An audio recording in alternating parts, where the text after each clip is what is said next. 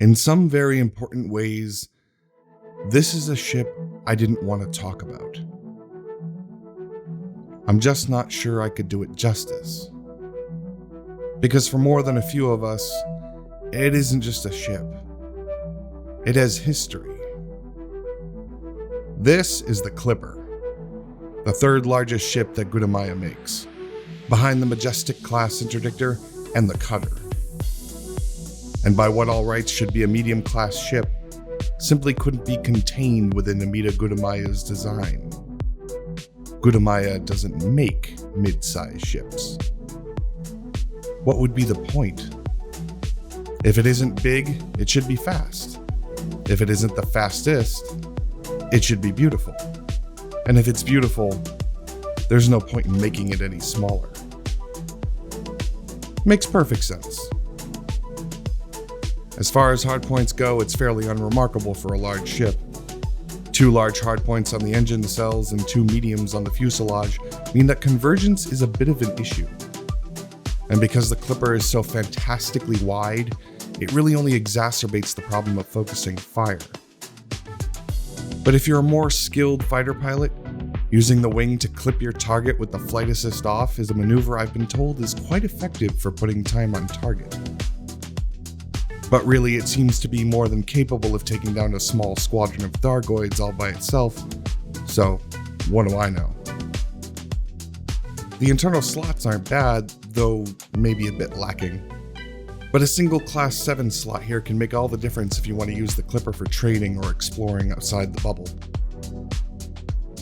There are few things as glorious as watching a Class 7 fuel scoop work its magic on a star. But as far as looks go, good lord, this ship is pretty. It feels less like it was built and more like it was cast from a mold.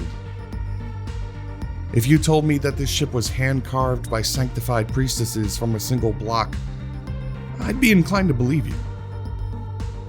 And I love all the details in the design.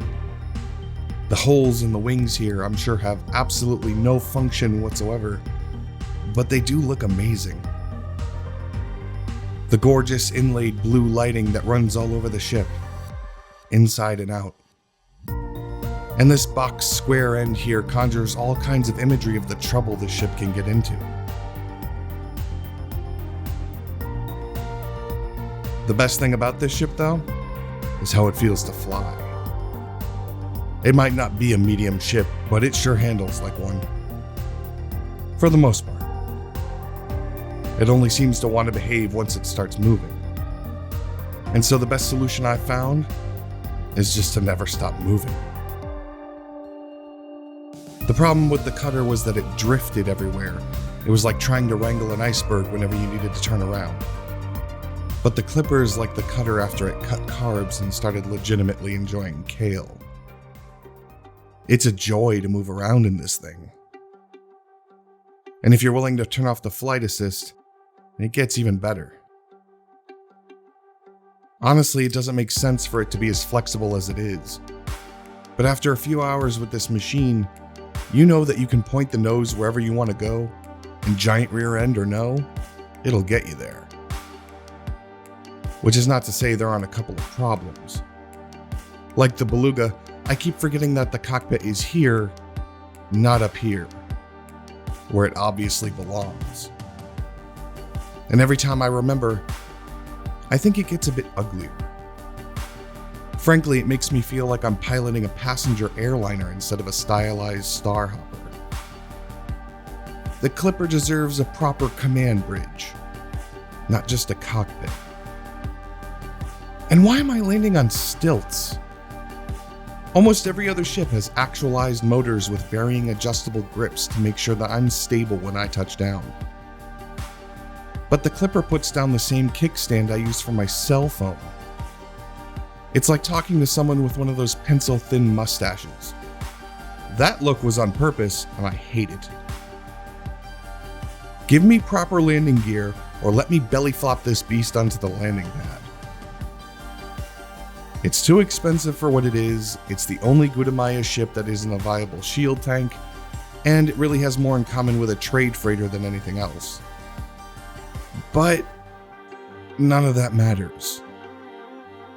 Because it's not just a ship, it's a symbol. You might not have noticed it, but I've been walking the steps of a very specific journey here.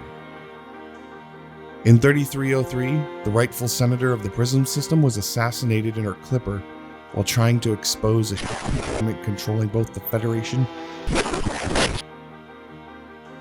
A woman who once said, "Imperials often do get accused of being arrogant and overbearing, but at least we're good at it." I can identify with that.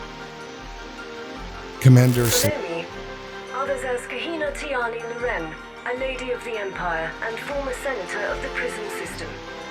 I was branded a murderer and a terrorist, and there is truth in these accusations. I have made poor decisions. I killed or caused the death of thousands. I bring you this message in a time of turmoil. You have little reason to believe me and less to trust me. You have been misled on a quest into darkness. I did not know what I was looking for. The Empire turned against me. The Alliance and the Federation were collaborating behind the scenes. And they are manipulating you. Those of you who trade, who fight in their proxy wars, who sell them exploration data from the depths of the border, they are using you to... Secret contingency plan.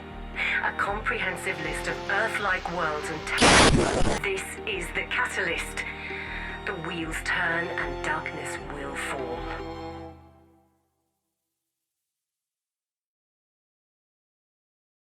Hey, thanks so much for watching, and for the love of Mike, please wash your hands thoroughly several times a day.